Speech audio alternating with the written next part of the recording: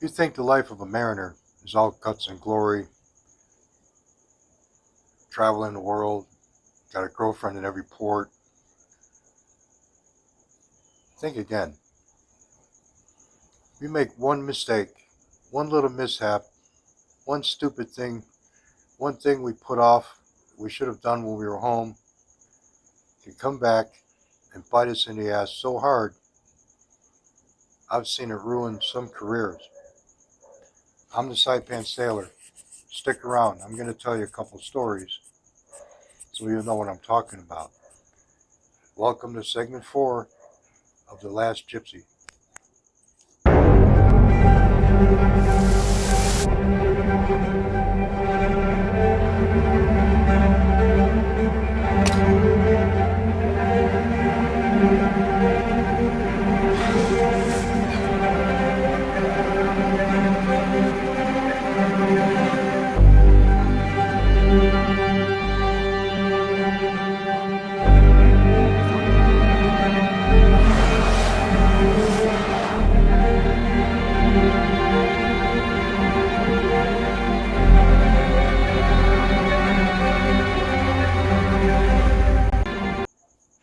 Now, Diego Garcia, or as I like to call it, Giligans Island,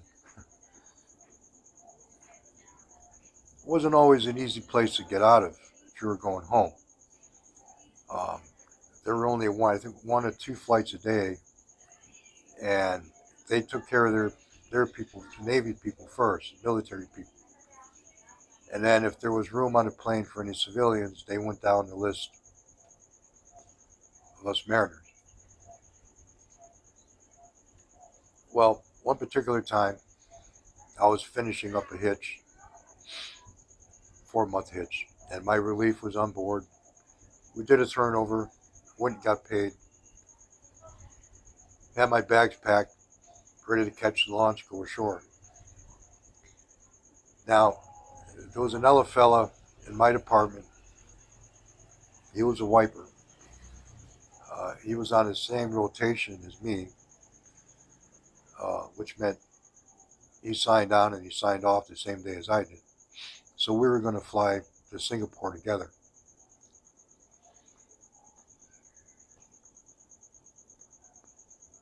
He was a Filipino. I'll call him Alfred. Now, Alfred was no chump. I mean, this guy, I remember one day we were working together and I was facing him, and he had his arms up in the air, and somehow his shirt got caught on something and it lifted up. And I seen his stomach and his chest, and he had like 4 or 5 bullet holes. They were bullet holes, scars. And I stepped back and I said, Jesus, what happened to you? And he said, Hawaii gang shit, you know. And he told me this wild story of some shootout at a hospital. And hey, he was just another one of the guys. So he and I caught a flight to Singapore. You know, most of the time I was lucky. I only waited at the most 1 or 2 days to get out. There's been guys that waited a couple of weeks. One fella told me he waited almost a month and a half before he got a flight out of Diego Garcia. That's a hell of a place to spend most of your vacation, or some of it, or any part of it.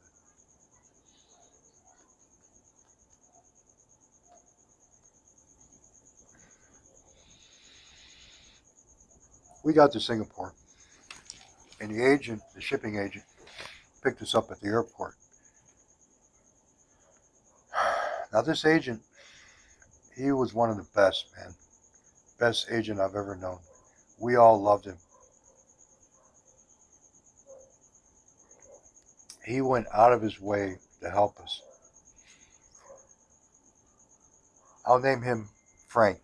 Now, if you've been on the same job that I've been, then you're familiar with who I'm talking about. He was a great guy. So on the way to the hotel, Alfred asked him, he said, hey, look, I don't want to go back. He lives in Hawaii. I said, I don't want to go back to Hawaii right away. I want to fly to Manila to see my girlfriend first. Can you get me a cheap flight to Manila? and then put off my flight. I'll get a flight back to LA. And Frank said, sure. He trusted most of us, as long as we made it back to where we came from without incident. Now, there is such a thing called the Articles of Repatriation, which means wherever a company, if you're working for somebody and they fly you out of somewhere in the U.S., in my case, LAX, Los Angeles, until the day my feet landed in LAX again, they were responsible for me. And everything I said and did also reflected on me and the industry as well. So if someone did something stupid, chances are they were going to be in a lot of trouble by the time they got home.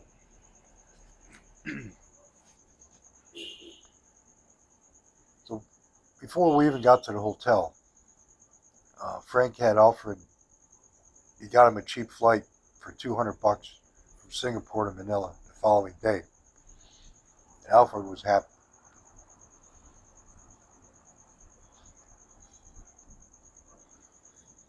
I flew back to LA, got a hotel and a rental car, went to the union, made sure all my documents were going to be up to date by the time I came back there 3.5 months later. 3.5 months later. And I caught a flight to Manila myself because I lived in Angeles City.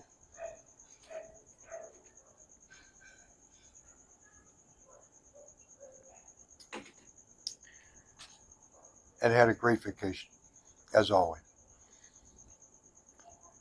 It was time to go back to work. About a week or 10 days earlier, I flew back to LAX, got another rental car, got in a hotel, went to the Union Hall the next day. All my paperwork was in order, so I picked up my job order and a flight ticket out to Singapore.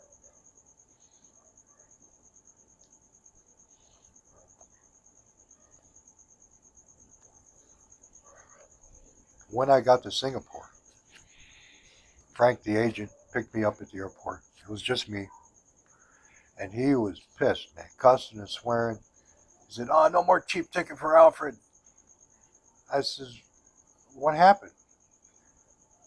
Well, Alfred's passport was going to expire.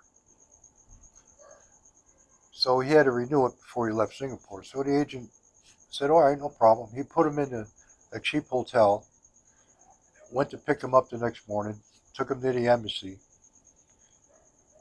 let him apply for a new passport, drove him back to the hotel. The agent didn't have to do this. He did this out of the kindness of his heart. That's how much he loved us. The following day, the embassy called the agent, and they said, "You know where this guy is?" He said, "Yeah." He said, "You got to bring him back here right now. He owes child support in Hawaii." And they weren't going to renew his passport until he paid up. So that meant he wasn't going to Manila. He was going back to Hawaii. And they gave him like a 5-day or a 2-week extension on his passport so he could get back there.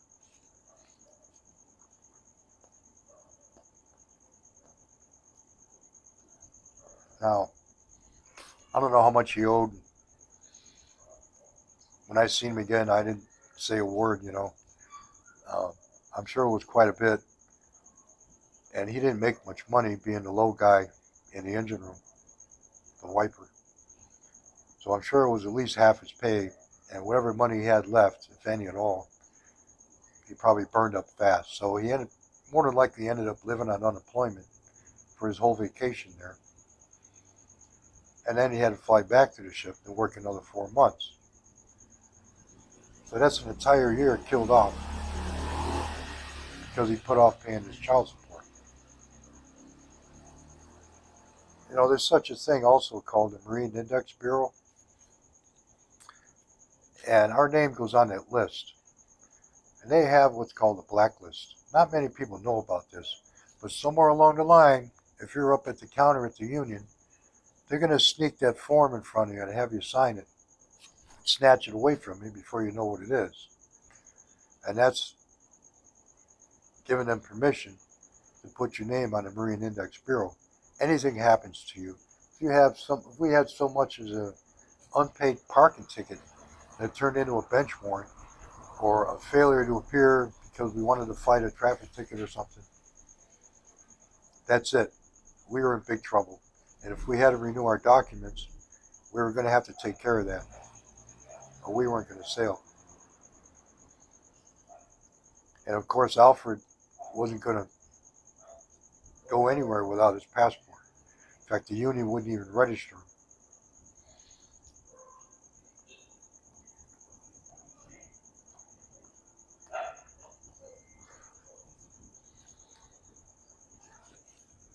I'll tell you another story. First time I flew into Diego Garcia, this was right at the end of Iraqi freedom. There were 30 ships there and only 27 anchorages, so 3 ships had to circle the island for a week. And when they came back, 3 others went out and they took their anchorage. So the ship I was supposed to catch was already out on what they call a sortie, circling the island. It took them about a week.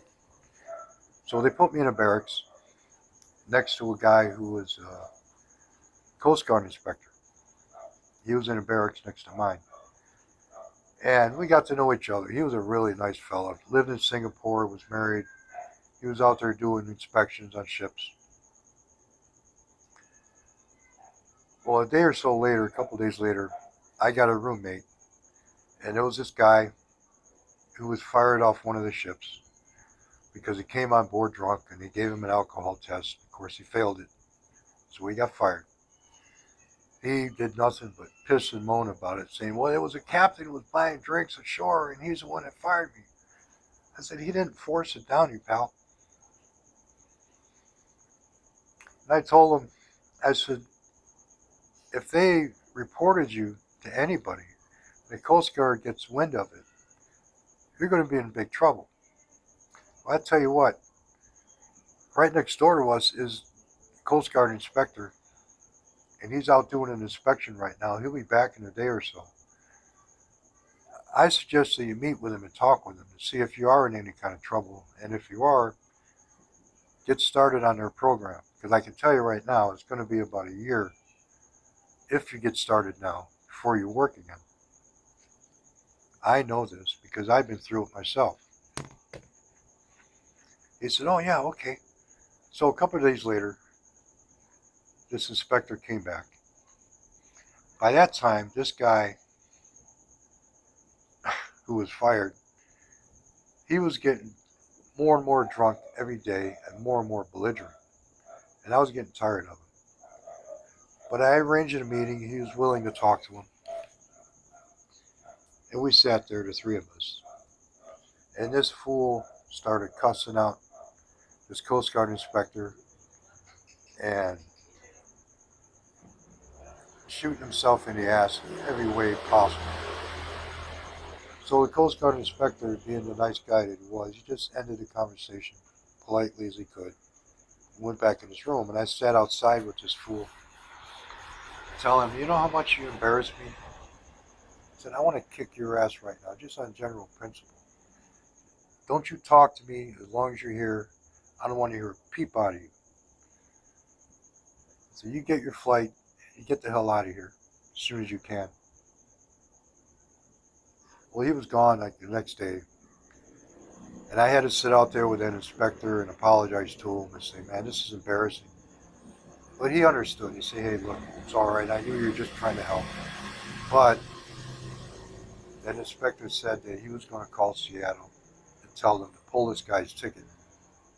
He needs help. I started feeling bad. Maybe I shouldn't have said anything to begin with. He could have probably gone right back to work. But who knows?